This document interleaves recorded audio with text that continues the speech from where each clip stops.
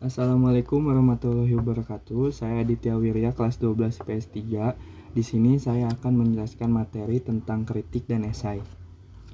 Kritik sastra dan esai merupakan suatu cabang dari ilmu sastra dalam pengadaan analisis, penafsiran, serta penilaian sebuah teks sastra. Orang yang melakukannya disebut kritikus sastra. 1. Kritik sastra. Pengertian dan ciri kritik sastra. Kritik merupakan suatu ungkapan penilaian terhadap suatu karya dengan didasari analisis yang mendalam. Selain menilai, biasanya kritik sastra juga memiliki fungsi untuk mengkaji dan menafsirkan karya sastra secara lebih luas. Sebuah kritik sastra yang baik harus menyertakan alasan-alasan dan bukti-bukti yang baik, langsung maupun tidak langsung dalam penilaiannya. Kegiatan kritik sastra mencakup 3 hal, yakni menganalisis, menafsirkan, dan menilai. Analisis adalah menguraikan unsur-unsur yang membangun karya sastra dan menarik hubungan antar unsur-unsur tersebut. Menafsirkan atau interpretasi dapat diartikan sebagai memperjelas atau memperjenih maksud karya sastra dengan cara memusatkan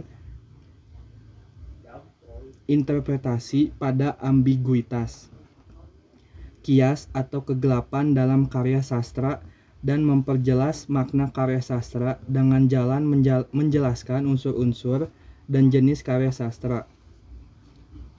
Adapun penilaian dapat diartikan menunjukkan nilai karya sastra dengan bertitik tolak dari analisis dan penafsiran yang telah dilakukan.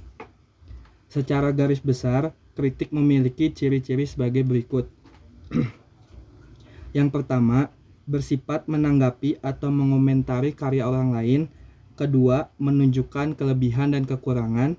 Ketiga, memberi saran perbaikan. Keempat, bertujuan menjembatani pemahaman pembaca atau apresiator dengan karya sastra bersangkutan. B. Macam-macam kritik. 1. Berdasarkan unsur pembangun. A. Kritik sastra intrinsik, artinya mengulas sebuah karya sastra dengan cara membandingkan sebuah jenis karya sastra dengan karya lain yang sejenis berdasarkan unsur-unsur pembangunnya. Unsur-unsur pembangunnya: tema, amanat, setting, alur, sudut pandang, pengarang, dan lain-lainnya. B. Kritik sastra ekstrinsik, yaitu mengulas suatu karya sastra dengan penulis, pembaca, atau masyarakat. Kedua, berdasarkan pemikiran penulis. Berdasarkan pemikiran penulis, kritik sastra dibedakan atas kritik deduktif dan induktif. Ketiga, berdasarkan aliran yang dianut. A. Kritik impresionistik merupakan sebuah kritik yang berupa kesan-kesan pribadi. B. Kritik penghakiman merupakan kritik yang bekerja secara deduktif dengan berpegang teguh pada ukuran atau hukum untuk menentukan apakah sebuah karya sastra itu baik atau tidak. C. Kritik teknis merupakan kritik yang bertujuan untuk menunjukkan kelemahan-kelemahan tertentu dari sebuah karya sastra agar sang pengarang dapat memperbaiki sebuah karangannya. Kedua, esai. Pengertian dan esai. Esai adalah suatu cara pandang terhadap suatu objek atau peristiwa, dan ini tidak dapat selalu terhadap karya. Esai pertama kali diperkenalkan di Indonesia oleh H.B. Jahsin. Setelahnya, ini menjadi sangat terkenal. Menulis esai sangat penting untuk melatih kemampuan dalam dunia kepenulisan, karena di dalam esai terkandung opini penulis yang disertai dengan teori ataupun data yang benar. Berikut merupakan ciri-ciri esai. Pertama, berbentuk prosa. Kedua, singkat dan tidak membutuhkan waktu lama untuk membacanya. Ketiga, memiliki gaya tersendiri yang menjadi pembeda. Keempat, tidak utuh. Kelima, memenuhi keutuhan penulisan. Keenam, bersifat personal. B. Macam-macam esai. 1.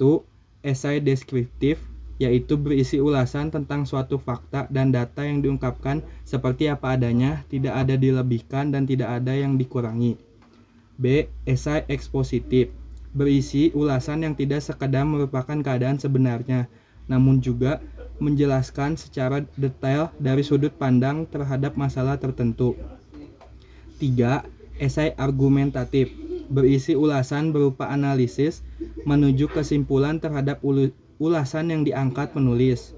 Keempat, esai naratif, bersifat ulasan mengenai topik tertentu yang disusun secara waktu atau kronologis berupa teknik bercerita. B. Menyusun kritik dan esai. Langkah-langkah menyusun kritik dan esai. Pertama, menulis kritik sastra. Kedua, A. Memilih karya sastra. Terlebih dahulu kita menentukan karya sastra mana yang akan dibahas, menentukan pengarang, jenis karya sastra, puisi, prosa atau drama, menentukan tema dan memilih judul. B. Melakukan interpretasi. Pada langkah ini, penulis kritik sastra menafsirkan makna yang ia dapat setelah membaca sebuah karya sastra. C. Analisis. Tahap analisis adalah penguraian bagian-bagian atau norma-norma karya sastra. Analisis karya sastra dilakukan dengan menelaah mana yang menjadi kelemahan dan mana yang menjadi kelebihannya. 2. Menulis esai. Berikut langkah-langkah menulis esai. A. Menentukan topik. Dalam menentukan topik, kita bisa melihat isu-isu di sekitar. Kedua, riset. Riset adalah tindakan meneliti, menggali atau menyelidiki atau menafsirkan suatu topik pembahasan. C. Membuat kerangka. Kerangka esai sederhana sebagai berikut. 1. Pendahuluan, berisi latar belakang, informasi atau identifikasi dari subjek atau objek yang kita akan bahas. Kedua, tubuh esai, berisi narasi gagasan yang hendak disampaikan disampaikan. Narasi dapat disampaikan melalui subtopik atau penjelasan. 3. Kesimpulan, menyebutkan ulang topik yang ingin disampaikan dengan ringkas, dilengkapi dengan observasi, penilaian, atau sudut pandang penulis. D. Menulis atau menyunting.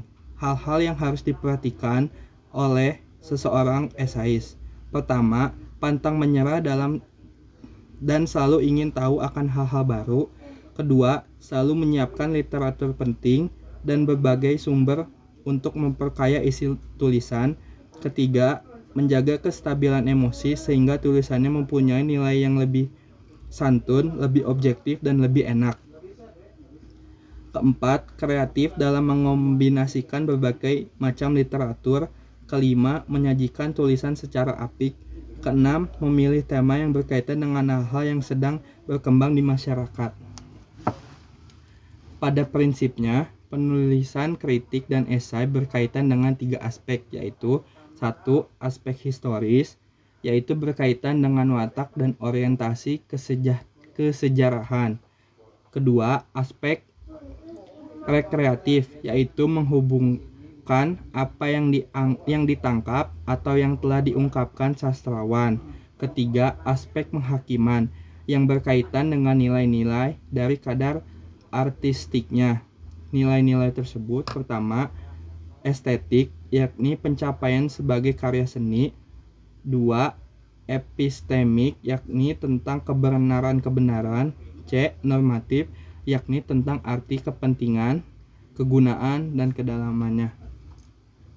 Sekian dari saya. Wassalamualaikum warahmatullahi wabarakatuh.